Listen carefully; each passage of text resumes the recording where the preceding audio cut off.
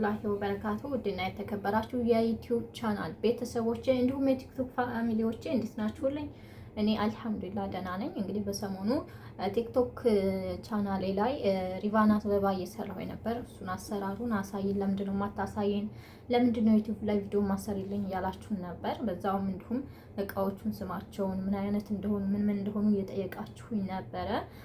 ዛሬ እንግዲህ ቃላችሁን አክብሬ ሁሉንም አይነት እቃዎች ለማሳየት መጥቻለሁ ማለት ነው።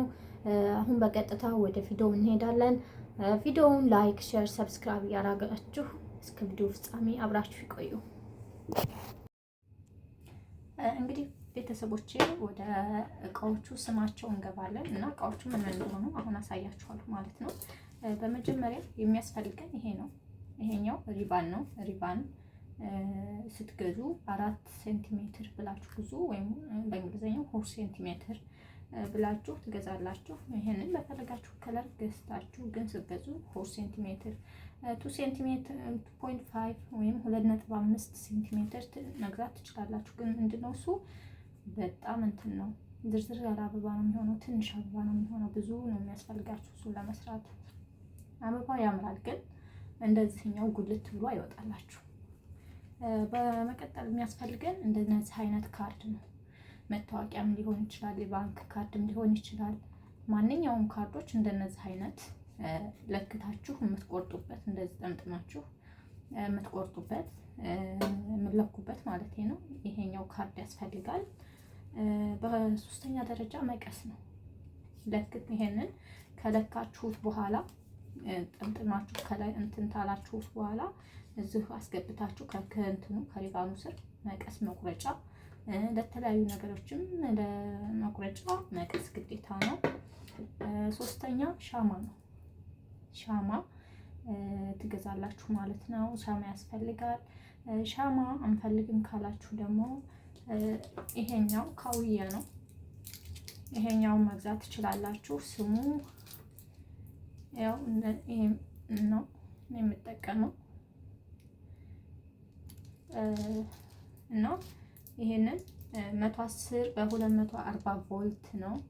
ይሄኛውን ገዝታችሁ መጠቀም ትችላላችሁ። 5 መለዋወጫዎች አሉት።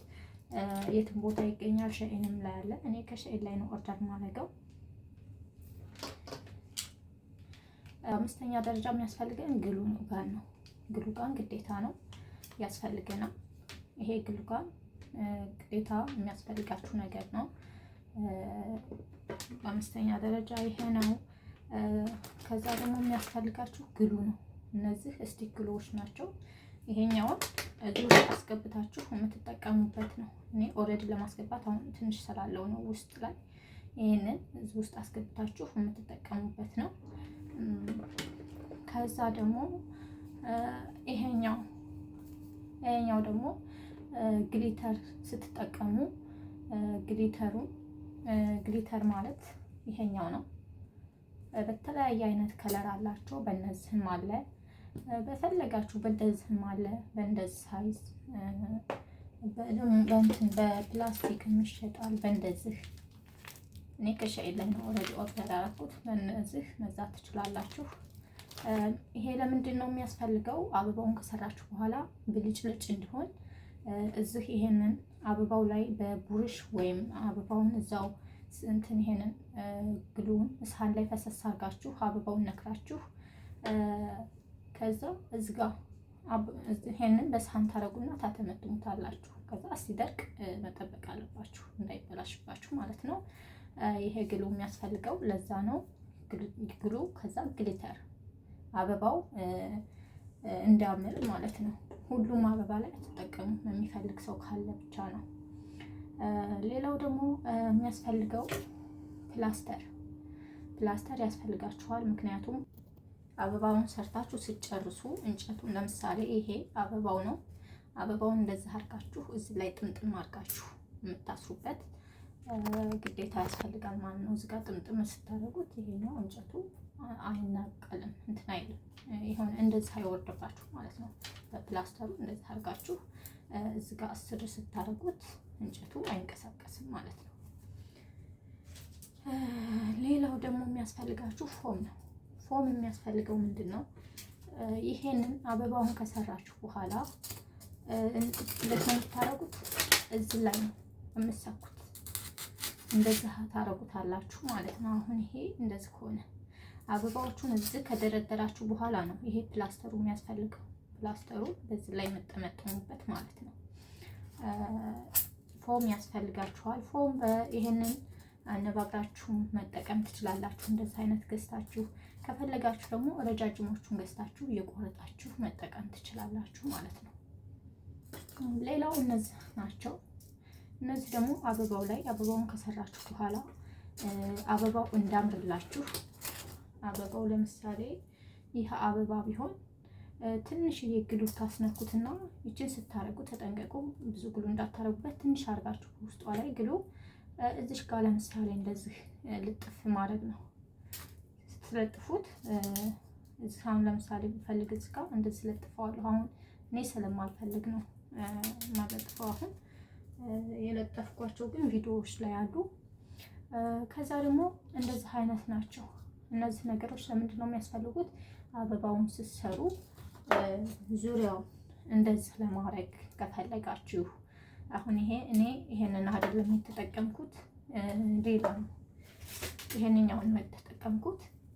ይሄኛው ጥቅልሉ አለ፣ የትም ቦታ አለ። ገዝታችሁ እንደዚህ ለምሳሌ አንድ አበባ ስትሰሩ ወይም ብዙ አበባ ሰርታችሁ ወረቀቱን ከመሸፈናችሁ በፊት ከውስጥ ላይ እንደዚህ እንትን ከዳርዳሩ ማድረግ ትችላላችሁ።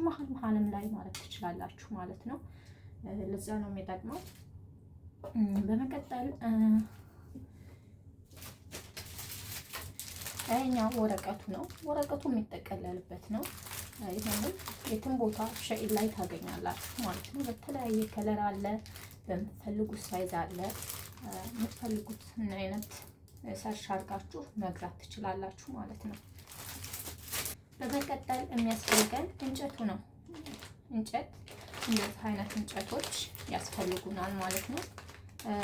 ይኸው እዚህ ጋር ስሙን ከፈለጋችሁ ይሄንን ጽፋችሁ ማዘዝ ትችላላችሁ።